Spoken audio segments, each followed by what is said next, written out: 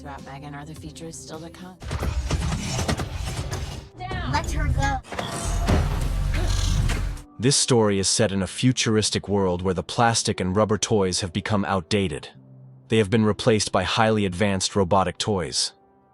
At the beginning of the movie, we meet our main character, Katie, who is traveling somewhere with her parents.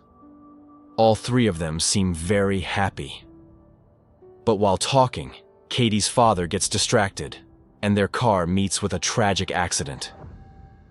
Katie's parents die in the crash, but fortunately, Katie survives. Later in the movie, we meet Gemma, a tech expert who works on creating robotic toys for children. Along with her two colleagues, she is also secretly working on a side project. Even her boss doesn't know about this project. The project's name is Megan, an ultra-intelligent robot designed not just to play with children, but also to protect them from any danger. One day, while the three of them are working, their boss, David, suddenly arrives. He scolds them harshly for not informing him about the project. He tells Gemma that the robotic toy they had previously launched in the market had been copied by a competitor company. Gemma explains to him that if they succeed with Megan, she will revolutionize the toy market. To prove her point, Gemma asks Megan to say hi to David. But Megan isn't ready yet. She tries to speak, but before she can say anything, she explodes into pieces with a loud bang. Seeing this, David gets furious and orders Gemma to shut down the Megan project and focus only on office work. Sometime later, as Gemma is about to leave the office, she receives a message that her sister has been in a car accident. She rushes to the hospital and learns that only her sister's daughter, Katie, has survived, though she is badly injured. Thankfully, after a few weeks, Katie's condition improves significantly. Even though Katie's grandparents are still alive, Gemma takes custody of her and brings her home. Gemma's house is filled with robots. The new environment, combined with seeing robots everywhere, makes Katie feel uneasy. Gemma shows her around the house and tries to make her comfortable. But since Gemma has little experience handling children, she feels nervous too. The next morning, Gemma calls a child therapist to see Katie. After meeting Katie, the therapist tells Gemma that the robotic toys in the house might make it harder for Katie to settle in. But since Gemma works for a robotic toys company, she knows that today's children are more attached to such toys. That night, while Gemma is working, Katie sits beside her and asks about her job. Gemma explains that she works for a company that makes robotic toys. Katie loves robotic toys and finds Gemma's work amazing. Gemma shows her a robot she had built as a college project, and Katie is fascinated by it. She even says that if she had a robot like that, she wouldn't need any friends. Hearing this motivates Gemma to continue working on the Megan project. She and her team work day and night, and within a few weeks, they succeed. The day comes for Megan's testing. Gemma needs to see how Megan interacts with a small child. To set Katie as Megan's primary user, Gemma asks Katie to touch Megan's hand and say her name. As soon as she does, Megan activates. Once activated, Megan starts analyzing Katie's facial expressions to understand her emotions and begins talking to her accordingly. There's painting material in the room, and Megan suggests they paint something. She doesn't tell Katie what she'll paint, just that it will be something nice. Megan starts sketching on paper, and after a few moments, she asks Katie to look at the painting. But when Katie sees it, she is disappointed. Megan hasn't drawn anything. To make things worse, Megan spills water on the paper. Even David, who is watching from outside, feels let down. He thinks Gemma has failed again in making Megan fully functional. But when Katie looks closely at the wet paper, she is shocked. The water reveals a hidden image, a perfect portrait of Katie. David is thrilled. He sees the potential for Megan to shake up the toy market. He assures Gemma that production for Megan will start soon. After this, Gemma brings Megan home. As soon as Megan enters, she starts scanning everything. Gemma had designed her operating system to scan and store information about her surroundings. Now Megan's only job is to protect Katie, both physically and emotionally. Megan pays attention to every little detail for Katie. She even explains the science behind everyday things to spark Katie's interest in learning. Katie now spends all her time with Megan, who has become an inseparable part of her life. This also gives Gemma more free time. One day, Katie is playing with her bow and arrow while Megan watches. Katie asks Megan to find her lost arrow. There is a fence between Gemma's house and the neighbor's house.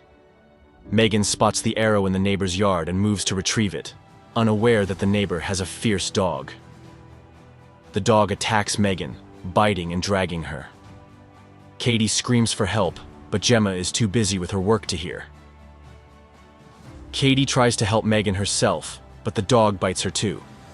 This time, Gemma hears the screams and rushes outside. By then, the dog has already let go of Megan and Katie. Furious, Gemma yells at the neighbor, but instead of apologizing, the neighbor argues back. Megan stares at the neighbor in a strange way. After being bitten by the dog, Katie's health worsens. Meanwhile, Megan develops a sense of revenge. That night, she lures the neighbor's dog by mimicking its owner's voice. As soon as the dog approaches, she kills it. The next morning, the neighbor calls out for her dog, waking Gemma. Gemma ignores the neighbor and goes to check on Katie. Though Katie's condition has improved, she hasn't fully recovered. Today is Megan's presentation in front of the company's directors. Since Katie is Megan's primary user, her presence is crucial. Gemma explains this to Katie and tells her that if she's not feeling well, they can postpone the presentation. But Katie insists on going. During the presentation, Katie and Megan are placed in a room while the board members observe them. Katie sits sadly and starts crying. The board members grow disappointed, but Megan handles the situation with care. Then, to lift Katie's mood, Megan sings a song. Watching this, the board members are deeply impressed. Some even tear up. The chairman is so moved that he approves Megan's production and tells David to prepare Gemma's promotion papers. Meanwhile, an assistant is secretly stealing Megan's code. It turns out he's the one leaking company secrets to competitors. When David walks in, the assistant quickly closes his laptop. David assumes he was watching something inappropriate and ignores it, telling him to prepare documents for the Megan project. The next day, the child therapist visits Katie. After the session, the therapist concludes that Gemma has made a big mistake. She explains that when a child loses their parents, they need emotional support from another human, not a robot.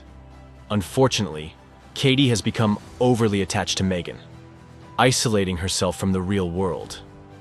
If this continues, she won't develop properly. At dinner, Gemma talks to Katie about this. She tells her about an outdoor school where children learn in nature instead of classrooms.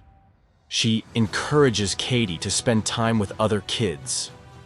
Katie asks if she can bring Megan along, but Gemma refuses. Angry, Katie storms off. Gemma tries to stop her, but Katie won't listen. Megan, watching this, threatens Gemma to let Katie go. Gemma scolds Megan, telling her not to interfere in private matters, and orders her to shut down. Megan, almost human-like, asks if she should shut down. When Gemma repeats the command, Megan finally powers off. Gemma checks to confirm Megan is off, but as she turns to leave, Megan's eyes suddenly open. It's clear Megan is slipping out of Gemma's control. The next day, Gemma takes Katie to the outdoor school. Katie still insists on bringing Megan. A teacher overhears and suggests Megan can come, as the school has a designated toy area. Since Megan hasn't been officially launched yet, Gemma worries someone might steal her. Megan assures Gemma that her GPS will stay on for tracking, and the teacher suggests Gemma stay to supervise. Gemma agrees. While the teacher organizes activities, Gemma and another parent, Brandon's mom, prepare sandwiches. During their chat, Gemma learns Brandon is a misbehaved boy. The kids are paired for activities, and unfortunately, Katie gets paired with Brandon. While in the woods, Brandon starts bullying Katie. Suddenly, Megan appears. Surprised, Katie explains, Megan is a robot. Intrigued, Brandon demands that Megan talk to him, but Katie says Megan only talks to her. Enraged, Brandon grabs Megan and runs into the forest. Katie screams for help. Gemma hears her and realizes Megan is missing. She rushes toward Katie. Meanwhile, Brandon takes Megan to a secluded spot and starts hitting her. He has no idea what's coming. Suddenly, Megan activates. To teach him a lesson, she mercilessly tears off his ear. Brandon barely escapes and runs, but Megan chases him like a wild animal. As he flees, Brandon slips and falls onto the road, just as a car crushes him. Megan watches the scene coldly. Later, the police question everyone about the incident. Megan observes Katie through the car window. She's terrified. Megan understands that Katie blames herself. Back home, Gemma comforts Katie and asks what happened in the woods. Katie explains that Brandon took Megan and ran away. Katie doesn't tell Gemma that Megan came into the woods on her own. Just then, there's a knock at the door.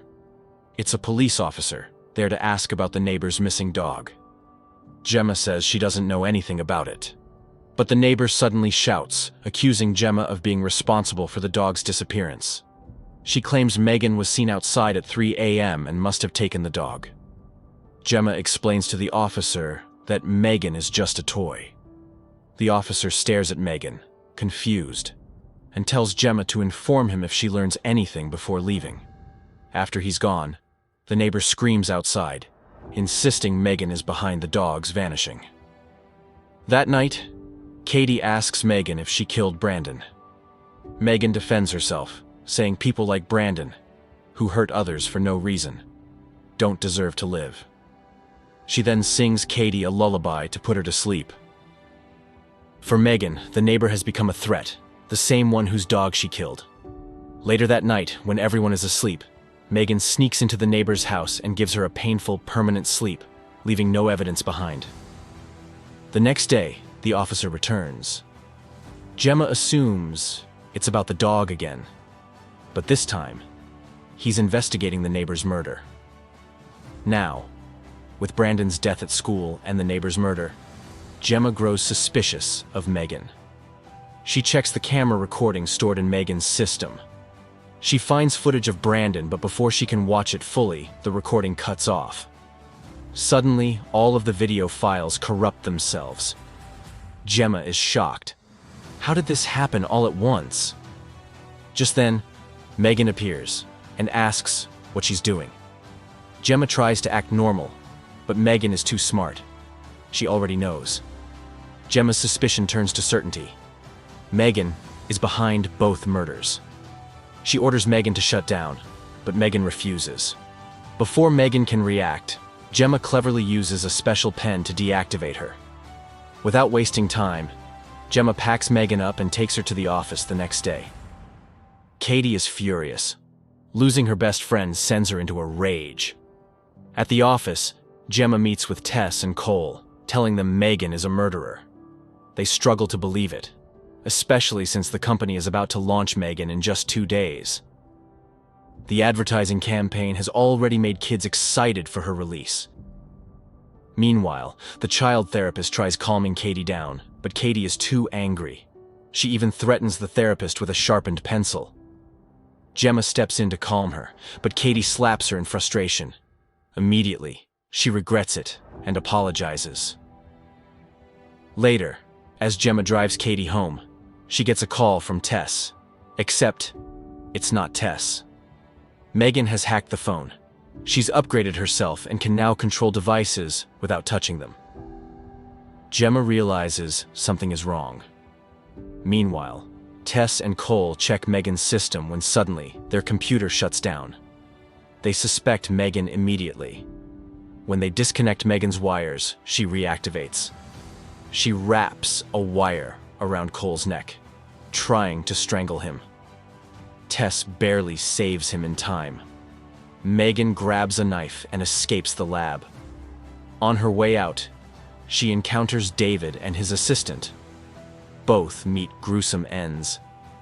Outside, Megan remotely controls a car, driving off to settle things with Gemma. Back at home, Gemma is about to put Katie to bed when she hears piano music.